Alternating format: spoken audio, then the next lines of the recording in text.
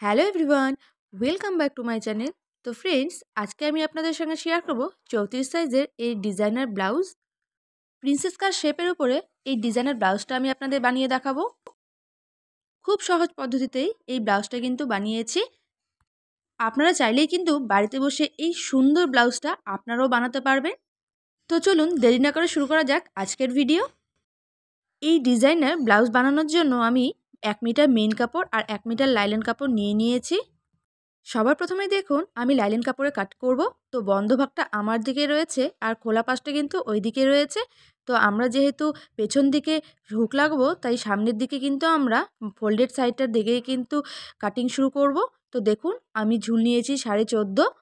ঝুল আমার 13.5 রয়েছে, সেটাকে আমি 1 যোগ করে দিয়েছি, তো 14.5 হয়ে গেছে।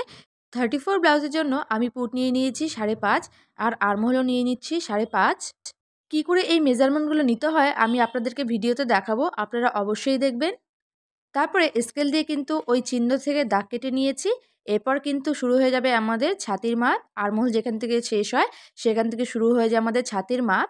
তো ছাতি ছিল আমার 34, সেটাকে 4 দিয়ে ভাগ করলে হবে 8.5। তার সঙ্গেই আমি নিয়ে নিচ্ছি 2.5 ইঞ্চি এক্সট্রা, এটা সেলাই মার্জিনের জন্য অবশ্যই নিতে হবে। একদম নিচের থেকে শুরু হয়ে যায় আমাদের কোমরের মাপ। তো কোমর ছিল আমার 28, সেটাকে 4 দিয়ে ভাগ করলে হবে 7, তো 7 আমি নিয়ে নিয়েছি। তারপরে আমি নিয়ে নিচ্ছি 2 ইঞ্চি এক্সট্রা সেলাই মার্জিনের জন্য। 2.5 ইঞ্চি এক্সট্রা নিচ্ছি প্রিন্সেস কাট শেপের জন্য। আপনারা ভিডিওটা ভালো করে দেখুন, একদম খুঁটিনাটি তথ্যসহ A to Z আমি আপনাদেরকে দেখিয়ে দিয়েছি এই ডিজাইনের ব্লাউজটা ঠিক কী করে বানাতে হয়। আর্মহোলের কাছে 1 ইঞ্চিতে দাগ দিয়ে আমি আর্মহোলের শেপটা দিয়ে দিচ্ছি। এরপরেই নিয়ে নিচ্ছি গলার মেজারমেন্ট। তো আমি নিয়ে নিয়েছি 2.5। আপনারা আপনাদের পছন্দ অনুযায়ী কম বেশি করতে পারেন। গলার নিচের দিকের মেজারমেন্টটা আমি নিয়ে নেব 8। এখানেও কিন্তু আপনারা কম বেশি করতে পারেন, কোনো অসুবিধে নেই। এরপরে আমি সবার উপর থেকে যেখান থেকে পুট শুরু হয় সেখান থেকে আমি 12.5 ইঞ্চিতে দাগ দিয়ে দিচ্ছি। যেহেতু আমরা বেল্ট কাটিং করব, তো সেই জন্য আমি 12.5তে দাগ দিয়ে দিয়েছি। তারপরে আমি পয়েন্ট নিয়ে নিচ্ছি 10। 34 সাইজ ছাতির জন্য কিন্তু 10 নিতেই হবে। আর তারপরে আমি 3.5 ইঞ্চিতে দাগ দিয়ে দিচ্ছি। এটা হলো আপনার যা ছাতি থাকবে তাকে 10 দিয়ে ভাগ করবেন। তারপরে নিচেও কিন্তু সেমভাবেই 3.5 ইঞ্চি নিয়ে নেবেন। তারপরে আপনি প্রিন্সেস কাট শেপের জন্য নিয়ে নিতে হবে 2, উপরে নিয়ে নিলাম 1। তো এরপরে আমি প্রিন্সেস কাট শেপটা দিয়ে দেব। প্রিন্সেস কাটের শেপটা ঠিক এরকম হয়। তারপরে ঠিক এখান থেকে আমি 1 ইঞ্চি উঁচুতে একটা দাগ দিয়ে দিচ্ছি। তারপরে আমি বেল্টের ডিজাইনের শেপটা দিয়ে দিচ্ছি। গলার মাপগুলোকে আমি 4 কোণা করে নিয়েছি স্কেল দিয়ে। তারপরে ঠিক এইভাবে একটা ডিজাইন ড্র করে দিচ্ছি। এখানে আপনারা চাইলে অন্য ডিজাইনও দিতে পারেন, কোনো অসুবিধে নেই। তো আমি এই ডিজাইনটাই দিয়ে দিলাম। ফ্রন্ট পার্টে কিন্তু সমস্ত কাটিং আমার কমপ্লিট হয়ে গেছে। এবার আমি কাটিং করে নিচ্ছি।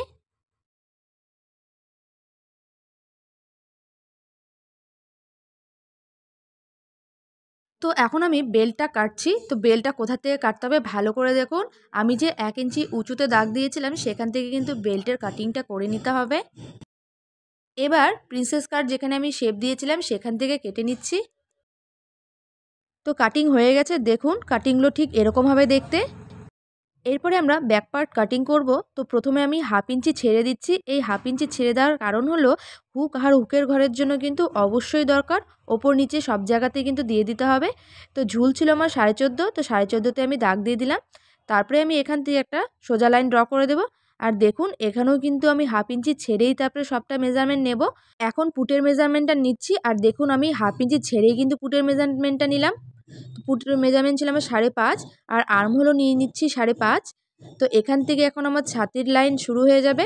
তো ছাতি ছিল আমার 34, সেটার 4 ভাগ করলে হবে 8.5। তো 8.5 ইঞ্চিতে দাগ দিয়ে দিচ্ছি। 2.5 ইঞ্চি এক্সট্রা নিয়ে নিচ্ছি সেলাই মার্জিনের জন্য। পেছন পাটে আর্মহোলের শেপের জন্য আমি 1.5 ইঞ্চিতে দাগ দিয়ে তারপরে আর্মহোলের শেপটা দিয়ে দিচ্ছি। গলার মেজারমেন্ট আবার নিয়ে নিচ্ছি। তো গলার মেজারমেন্ট নিয়ে নিলাম 2.5। তো গলার নিচে মেজারমেন্ট আমি 10 নিয়ে নিচ্ছি, যেহেতু এটি ডিপ নেক ব্লাউজ হবে তাই জন্য 10 নিয়ে নিলাম। আপনারা আপনাদের পছন্দ অনুযায়ী নিতে পারেন। তারপরে স্কেল দিয়ে একটা বক্স বানিয়ে দিলাম। নিয়ে নিচ্ছি কোমরের মেজারমেন্ট। দেখুন আমি কিন্তু 1/2 ইঞ্চি ছেড়েই সবটা করছি। তো 7 নিয়ে নিলাম। আরও 2.5 ইঞ্চি নিয়ে নিলাম এক্সট্রা সেলাই মার্জিনের জন্য। আর 1 ইঞ্চি এক্সট্রা নিয়ে নিচ্ছি টেকিনের জন্য। পেছনের ডিজাইনটা ঠিক আমি এভাবে দিয়ে দিচ্ছি, আপনারা চাইলে যে কোনো শেপ দিতে পারেন। ব্যাক পার্টে কিন্তু সমস্ত মেজারমেন্ট আমার নেওয়া হয়ে গেছে। তারপরে এর কাটিং করে নিচ্ছি। লাইলিন কাপড়ের কাটিংগুলোকে এবার আমি মেন কাপড়ে কেটে নেব ঠিক এইভাবেই।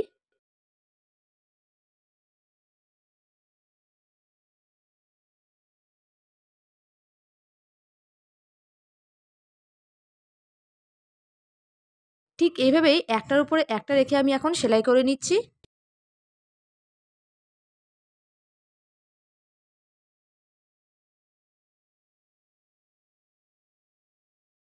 বাড়তি কাপড়ের অংশকে আমি এবার কেটে বাদ দিয়ে দিচ্ছি। অন্য পার্টকে ঠিক এইভাবেই কিন্তু সেলাই করে নেব। বেল্টের অংশ যেটা বেরিয়েছিল সেটাকে কিন্তু ঠিক একটার উপরে একটা রেখেই কিন্তু সেলাই করে দেব।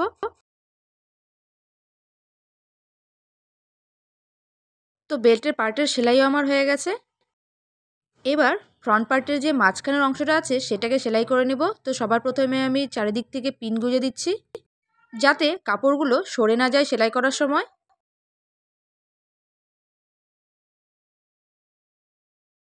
তো সেলাই দেখুন আমার হয়ে গেছে। এরপরে আমি বাড়তি কাপড়ের টুকরোগুলোকে কেটে বাদ দিয়ে দেবো ঠিক এভাবে। দেখুন মাঝখানে পার্টটা কিন্তু আমার সেলাই হয়ে গেছে। তো গলার এই জায়গাগুলো দিয়ে এখন আমি পট্টি লাগাবো। তো পট্টি লাগানোর জন্য আমি 2 ইঞ্চি সাইজের পট্টি কেটে নিয়েছি। গলা পট্টি লাগানোর সময় কিন্তু অবশ্যই পট্টিটা টেড়াভাবে কেটে নিতে হবে।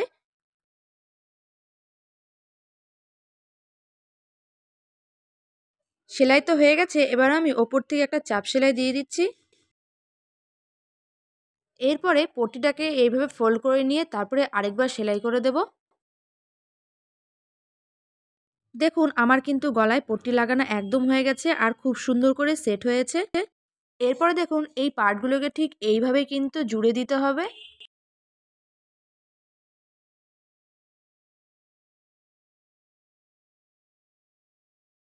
দেখুন দুপাশে কিন্তু আমার প্রিন্সেস কাটের যে কাটগুলো রয়েছে সেগুলো আমার সেট করা হয়ে গেছে আর কত সুন্দর করে সেট হয়েছে।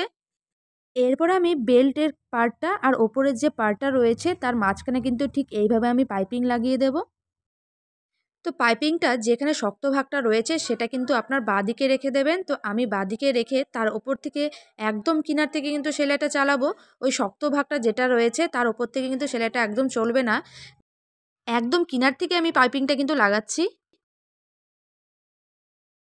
তো এবার বেল্টের পার্টটা জুড়ে দিতে হবে। তো দেখুন আমি কি করে জুড়ছি। এই বেল্টটা কিন্তু ঠিক উল্টে নিয়ে তারপরে একদম পাইপিংয়ের কিনার থেকে কিন্তু সেলাইটা করতে হবে। বেল্টের মাঝখানের ভাগটা কিন্তু একদম মাঝখানে রাখতে হবে। তারপরে কিন্তু ঠিক এই পাশে একবার সেলাই করতে হবে, তারপরে ঠিক ওই পাশে আরেকবার সেলাই করে দিতে হবে। এইবার যে দিকটা সেলাই হয়নি ঠিক সেইখানে আরেকবার সেলাই করে দেব।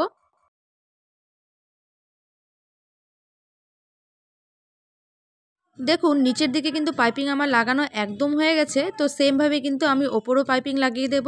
তো পাইপিং লাগানোর সঠিক পদ্ধতি কি আমি কিন্তু অন্য ভিডিওতে দেখেছি। তো আপনারা প্লিজ ওখান থেকে দেখতে পারেন, কোনো অসুবিধে নেই। তো আমার কিন্তু দুই দিকেই সেলাই হয়ে গেছে। তারপরে ওপর থেকে ঠিক এইভাবে আরেকটা চাপ সেলাই দিয়ে দেব। তাহলে কিন্তু পাইপিংয়ের সেটিংটা খুব ভালো করে বসে আর দেখতে কিন্তু পাইপিংটা অনেক সুন্দর লাগে। এইবার আমি গলায় পাইপিং লাগাচ্ছি। তো এতক্ষণ যখন শক্ত ভাগটা আমি যখন বাঁদিকে রাখছিলাম, এখন কিন্তু ডান দিকে রাখতে হবে। দেখুন আমি ঠিক কীভাবে লাগাচ্ছি। শক্তর দিকের যে অংশটা সেটা কিন্তু ডান দিকে বসবে, তারপরে কিন্তু সেলাইটা বসবে।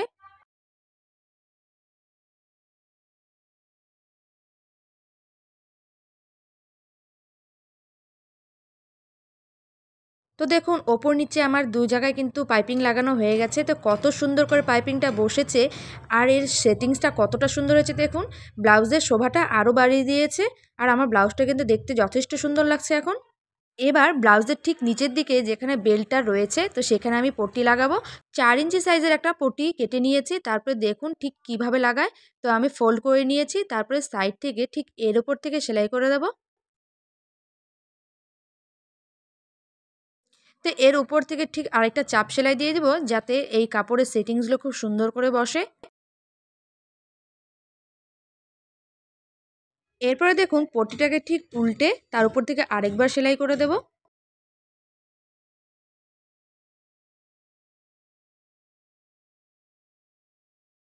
তো ফ্রন্ট পার্টে আমার সমস্ত কাজ কমপ্লিট আর দেখুন ব্লাউজটা অসম্ভব সুন্দর লাগছে আর পট্টিটা কত সুন্দর করে বসেছে দেখুন। আপনারাও কিন্তু এভাবে ফলো করলে ব্লাউজের ফিটিংস আর সেটিংস কিন্তু দেখতে খুবই সুন্দর হয়।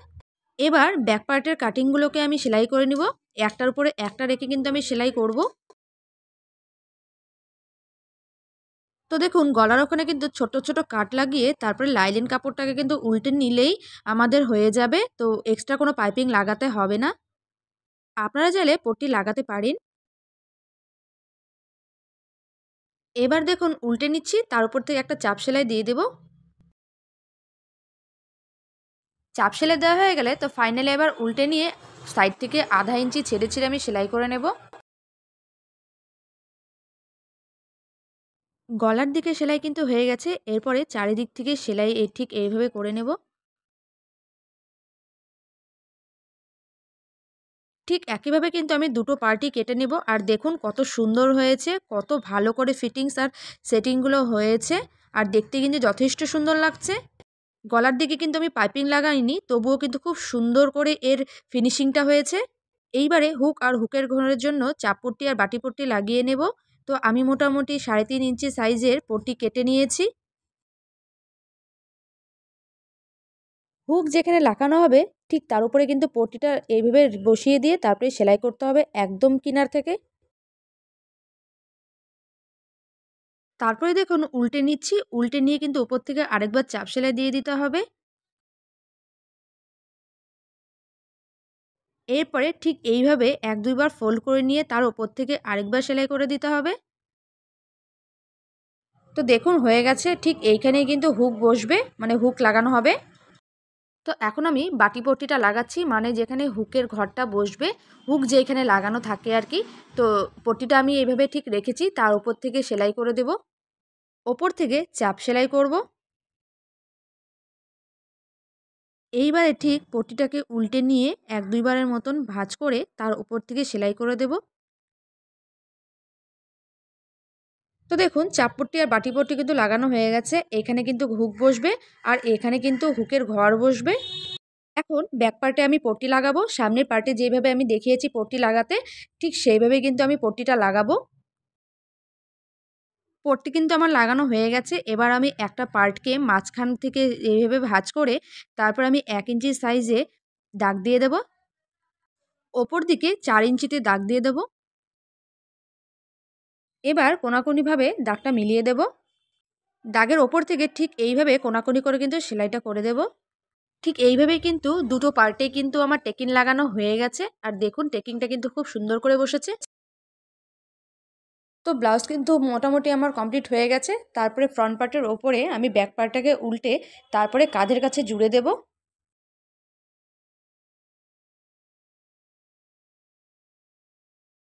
অপর পাশের কাঁধের দিকটাও কিন্তু জুড়ে দেব।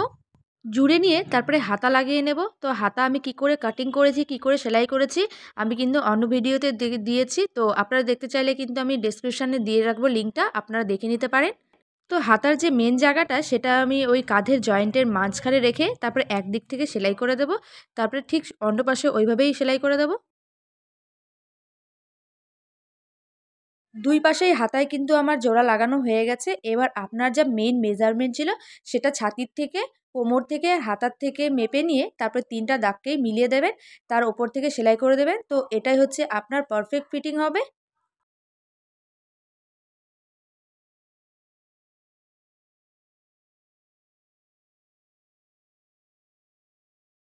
সেমভাবেই দুই পাশেই কিন্তু আমি সেলাই করে দেব মেপে মেপে নিয়ে। দুপাশে কিন্তু আমি মেজারমেন্ট নিয়ে তারপরে সেলাই করে দিয়েছি। তো দেখতেই পাচ্ছেন আমার ব্লাউজ কমপ্লিট হয়ে গেছে। মডেলিং ব্লাউজটা আমি বানিয়ে ফেলেছি। কত সুন্দরভাবে ভালো হয়েছে, কত সুন্দর ফিটিং হয়েছে একবার দেখুন। আপনারা যদি আমার মতন করে এই ব্লাউজটা বানান তাহলে কিন্তু ব্লাউজটা দেখতে অসম্ভব সুন্দর হবে, একদম ফিটিংস হবে। তো কেমন হয়েছে আজকে আমার ব্লাউজের ডিজাইনটা অবশ্যই কমেন্ট করে জানাবেন। কোথাও যদি আপনাদের বুঝতে অসুবিধা হয় তাহলে অবশ্যই কমেন্ট করবেন, আমি আপনাদের সমস্যার সলভ করে দেব। কেউ যদি আমার চ্যানেলে নতুন হয়ে থাকেন তাহলে চ্যানেলটাকে প্লিজ সাবস্ক্রাইব করে দেবেন এরকম নতুন নতুন ডিজাইন দেখার জন্য। ভালো লাগলে অবশ্যই শেয়ার করে দেবেন। দেখা হবে নেক্সট ভিডিওতে। Thank you.